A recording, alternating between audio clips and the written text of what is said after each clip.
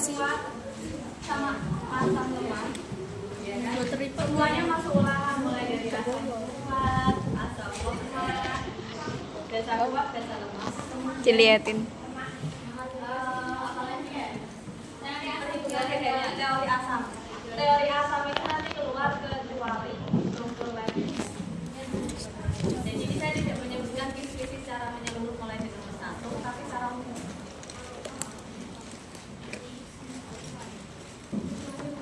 Asam beta hari ini sudah keluar ya. Terus kemudian penyusunan asam kuat dan beta kuat. Asam lemah, beta lemah tidak disebutkan. Hidrolisis garam. Hidrolisis garam itu yang pertama. Kalian bisa membedakan atau menyebutkan kelompok senyawa yang terhidrolisis baik sebagian ataupun tidak terhidrolisis atau yang terhidrolisis total. Nah, terhidrolisis sebagian nanti istilahnya bisa terhidrolisis suasana asam atau basa, bisa juga menggunakan istilah parsial, bisa juga menggunakan istilah sebagian. Apa yang dikeluarkan? Satu tadi, contohnya. Terus kemudian yang kedua, reaksinya. Reaksi hidrolisis. Reaksi hidrolisis itu gimana? Reaksi hidrolisis itu ketika ada sebuah senyawa garam, katakanlah N4Cl, dia terhidrolisis. Kalau terhidrolisis berarti dia nanti terurai penuh menjadi N4 dan Cl. Nah, yang namanya reaksi hidrolisis itu berarti ada unsur, ada ion yang berikatan dengan A. Kira-kira yang bereaksi dengan air atau berinteraksi dengan air itu yang lemah atau yang kuat? Yang lemah. Nah, yang namanya reaksi hidrolisis itu nanti seperti ini. Jadi apa ya? Reaksi hidrolisis. Kemudian penentuan pH. Bisa pH ketika asam, basa, atau ketika hidrolisis total. Hidrolisis total atau istilahnya ada asam urat. Terus buffer. Apa aja di buffer? Satu. Kalian bisa menyebutkan contoh buffer. Contohnya itu bisa contoh asam, bisa contoh basa. Kalau kalian bisa menyebutkan contoh asam atau basa, artinya kalian bisa membedakan jenisnya. Mana buffer asam, mana buffer basa. Kalau kalian bisa membedakan jenisnya, berarti tahu cara pembuatannya. Bisa pembuatan secara langsung, artinya asam ditambahkan garamnya, atau basa ditambahkan garamnya. Ada juga yang secara manual. Ada asam ditambah basa, kemudian NRS yang lemah yang sisa. Nah, ini manual. Baru jadi. Kemudian manfaatnya atau perannya. Nah, kalau misalkan kalian diminta untuk menyebutkan manfaat, maka pastikan kalian banyak tentang jenisnya. Misal nih, ada ini ya, misal fosfat, penyangga fosfat. Penyangga fosfat itu yang berperan fosfatnya saja atau pasangan asam basa dari senyawa fosfat. Ada yang namanya penyangga fosfat, misalkan ada PO4. Ini nanti dia akan berbicara dengan H2PO4 ini. Dan disebutkan semuanya manfaat. Kalau misalkan nih, contoh lagi, kalau dibikin obat-obatan, obat-obatan itu kan contohnya obat tetes, dibikin makanan, contohnya apa? Pengawet. Pengawetnya apa? Apa yang kalian ketahui? Misalnya ada asam sitrat. Jadi asam itu nanti gandengannya sama siapa? Basa. Basanya basa dari basa konjugasi. Basa konjugasi asalnya dari mana? Dari garam. Jadi pasangannya asam sitrat itu siapa? Nah, bisa natrium sitrat. Ada asam benzoat, berarti pasangannya natrium benzoat. Jadi ketika disebutkan asam maka carilah garam. Ketika disebutkan basa sama carilah garam. Kalau misalkan di soal disebutkan ada asetat. Asetat ini asam atau basa? Asam. Berarti nanti tadi lagi jawaban dia belakangnya ada asetat. Kalau belakangnya asetat berarti depannya apa? Basa. Basanya bisa berasal dari golongan 1A atau 2. Ingat ya basa kuatnya apa? Lika.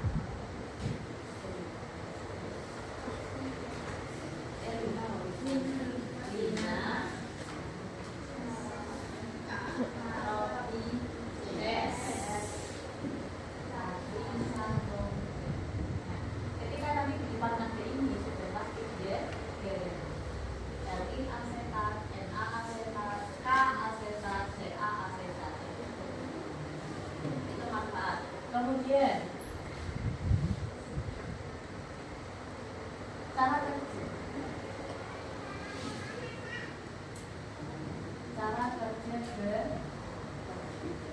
kerja bubble maksudnya itu misalnya ada ditambahkan dengan hierarkinya. Kalau hierarki COOH hierarki dua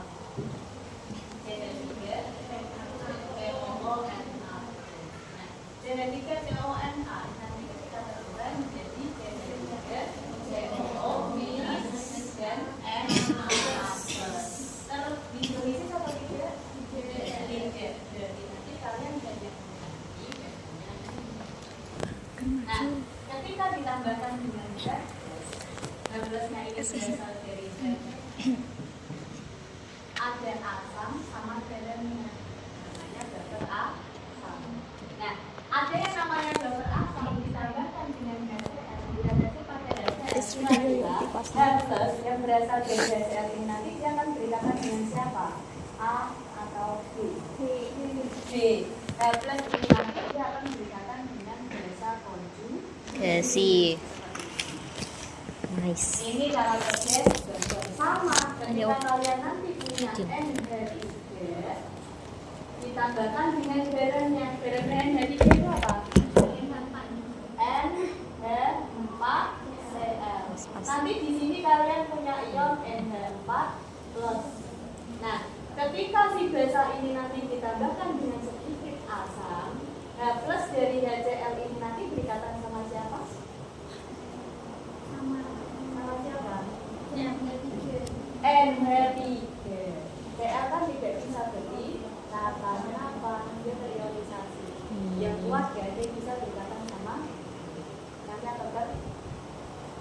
terikat oleh NH3. Seperti ini. Ini namanya cara kerja bubble. Nah, apa lagi? Jelas yang terakhir keton PG.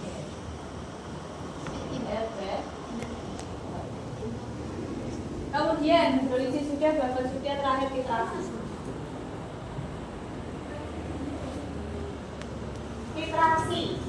Perhatikan contoh soal itu. Seorang siswa melakukan titrasi terhadap larutan CH3COOH dengan nilai Ka 1,83 kali 10 pangkat N5 dengan NaOH sebagai titran. Kalau NaOH sebagai titran, berarti letaknya NaOH di bulat atau di air layer? Bulat. Jadi kalau kalian diminta untuk melihat gambar, maka yang ada di sini adalah NaOH. Artinya NaOH itu nanti diketahui konsentrasinya, diketahui molaritasnya. Kemudian yang dititrasi ini namanya apa? Titrat. Ini sebagai titran. Kalau yang ditetesi namanya titrat. Titrat ini nanti yang dicari konsentrasinya, molaritasnya. Ya. Bagaimana cara mencari molaritasnya? Gunakan volume asam kalikan dengan molaritas asam, valensi asam sama dengan volume basa kali molaritas basa dikalikan valensi basa. Dilihat soalnya asam yang dipakai apa, basa yang dipakai apa. Titran wajib diketahui konsentrasinya. Titrat yang dicari konsentrasinya, tapi volume yang dipakai harus sama di setiap percobaan. Jadi percobaan titrasi itu boleh dilakukan lebih dari 1 kali. Bisa 3 kali, bisa 4 kali. Dengan catatan apa? Larutan yang ada di sini, alkyl ini, volumenya harus sama terus.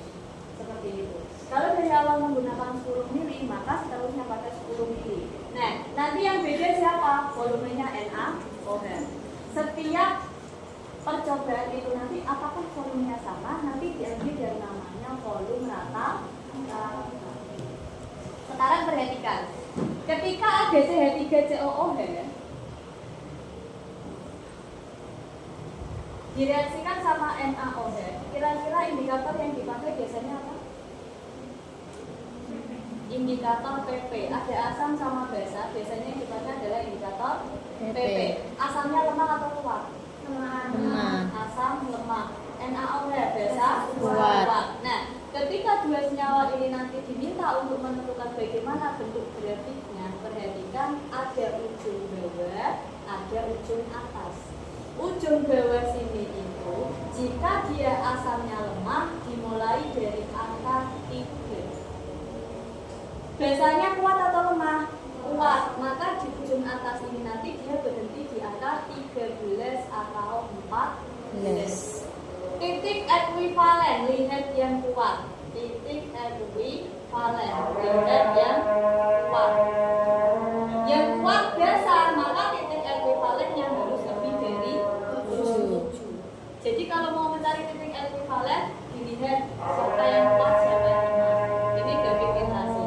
Kalau misalkan asamnya kuat, ada HCl, ada NaOH. Berarti kalau yang bawah ini dimulai dari angka berapa? 1. Selagi dia dimulai dari angka 1 atau angka 2, bisa dipastikan dia asamnya lemah. Kalau lemah tadi berapa? 3. Nah, kalau basanya basa kuat berarti berhenti di angka 13 atau 14. Kalau dia sesama kuat, maka titik ekuivalen pas di tengah-tengah sama dengan 7. Grafik berikutnya.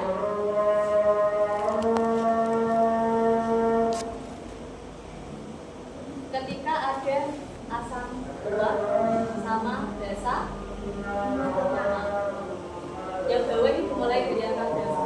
1 atau 2. Yang atas ini berhenti di angka 12. Kalau dia basanya lemah, yang atas berhenti di angka 12. Biasanya 10 sampai 12. Yang tengah-tengah sini kurang dari 7. tengah ya, ekuivalennya ke bawah. Kurang dari 7. Yang kuat asamnya berarti di antara 5 sampai 6. Kurang dari 7. Kalau lebih dari 7 biasanya 8 sampai 9. Seperti itu. Kalau lemah semua, biasanya grafiknya melandai. Kayak gini. Dimulai dari 3, selesai di 12. Tengah-tengahnya berapa? Tergantung nilai Ka sama Kb-nya. Atau boleh sama dengan ubahan, tergantung nilai Ka sama Kb. Ini grafik titrasi. Nah, kalau soal ini berarti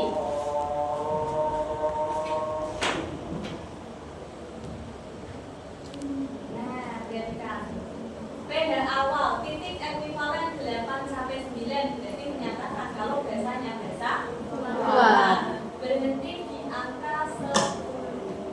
7 sampai 10 ya titik ekuivalennya.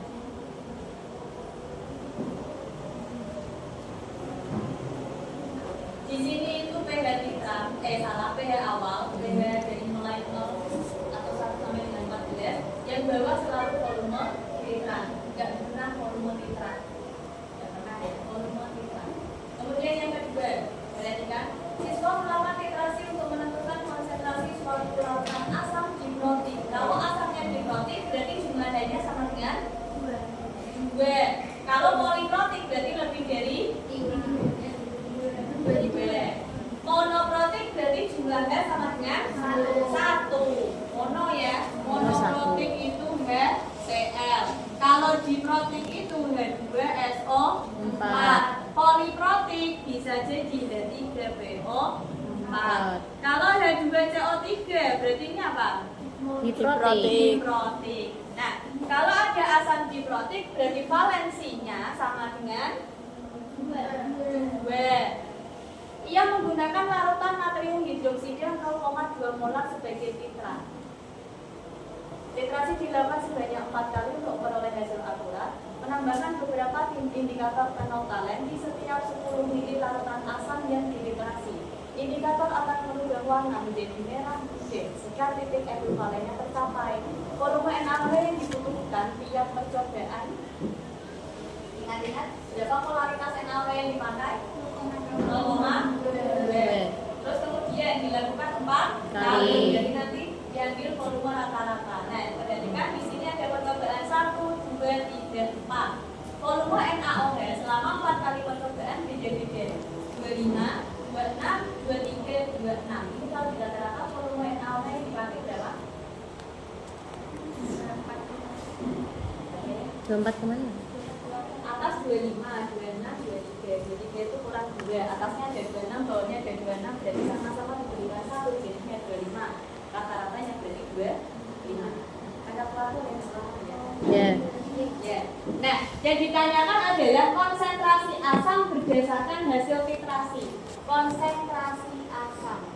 Berarti kalian butuh volume asam, valensi asam, volume basa, molaritas basa, valensi basa. Punya volume asam atau tidak tadi? Nggak tahu. Nggak tahu. Belajar lagi. Berarti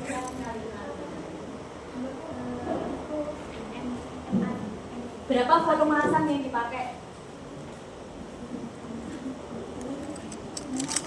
Siswa menambahkan beberapa tetes indikator fenolftalen dalam setiap 10 ml larutan asam. Nah, berarti asam yang dipakai itu sama dengan 10 ml. Molaritasnya yang ditanya. Valensinya tadi berapa? 2. Protik valensinya sama 2. Volume basa yang dipakai adalah volume rata-rata. 25. Molaritas basa yang dipakai 0,2. Valensi basanya berapa? 1. Ini ketemu 5, ini ketemu 20. Na sama dengan 1/4. 0,25 molar. Nah, seperti ini. Jadi kalau misalkan di gambar yang ada di graf siapa kan? NaOH. Konsentrasinya pasti sudah diketahui. Kalau maju, nah, kemudian dia sebagai titrat. Kalau konsentrasinya sudah diketahui, berarti dia volumenya berapa? Volume ini diperoleh dari hasil percobaan. Yang ada di elemen berarti asam diprotik. Asam diprotik yang dipakai berapa? 10 ml. Jadi setiap ini dan setiap ini pastikan punya molaritas dan volume. Pastikan punya volume dan molaritas. Kalau salah satu nggak ada berarti dia yang dicari. Yang dicari pasti selalu yang bawah, tidak pernah enggak. Berarti atas ini selalu pastikan ada molaritas, ada volume. Pastikan punya molaritas, pastikan punya volume. Kalau yang bawah pasti yang dicari molaritas. Seperti itu. Pakai rumus apa ini? Jadi titrasi rumusnya nih Pak, nggak ada yang lain. Sudah? Sudah. Grafiknya kurang.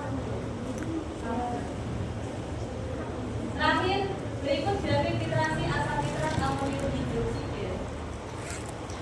Amonium hidroksida itu apa? NH4 OH. Volume.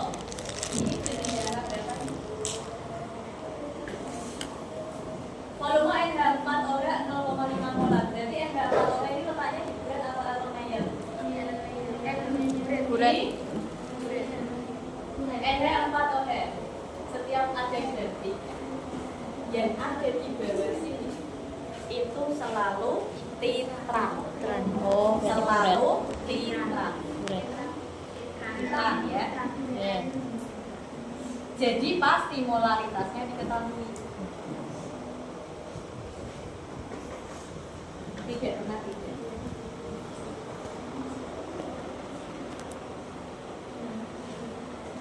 Titran. Nah, kalau seperti itu, untuk mencapai titik ekuivalen, titik ekuivalennya berapa ya? Di angka 5. Berarti siapa yang muat di sini? Asamnya. Asamnya pakai asam muat. Basanya Basa. menggunakan basa Lemah. Apa basa lemahnya? NH4 OH. Asam kuatnya bisa apa saja. Nah, untuk mencapai titik ekuivalen sama dengan 5, volume NaOH yang dipakai berapa? 100 mili. Jadi membaca grafik seperti itu. Untuk membentuk grafik yang modelnya seperti ini, kemudian titik ekuivalen tempat di angka 5, yang artinya senyawa yang bereaksi adalah asam kuat ditambahkan dengan basa lemah NH4OH membutuhkan volume NH4OH sebesar 100 mili. Jadi kalau membaca grafik ini titik ekuivalen dan volume yang dibutuhkan seperti itu. Nah, pernyataan A. Ketika konsentrasi 25 mili HNO3 yang dilintasi adalah 2 molar. Konsentrasi HNO3 25 mili.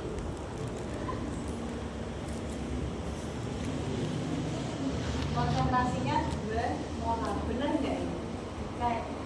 Nah, untuk menentukannya PA kali MA kali H sama dengan PB kali NB kali B. Asamnya asam siapa? Asam HNO3. Berapa nilai A-nya? 1. Molaritasnya yang ditanya. Apakah benar 2 molar? Volume yang dipakai asamnya berapa? 25. Volume yang dipakai basanya berapa? 100. 100. Molaritas basa yang dipakai berapa? 0,5. Valensi basanya 1. 1. Ketemu 50. ini. 25. B. Molar. Seperti ini. Caranya sama, semuanya sama. Kalau ini tadi diketahui ada cuma 1 senyawa. Kalau di sana ada 1 senyawa tapi 4 kali percobaan. Sudah? Kita dari Sarka. Wassalam. Para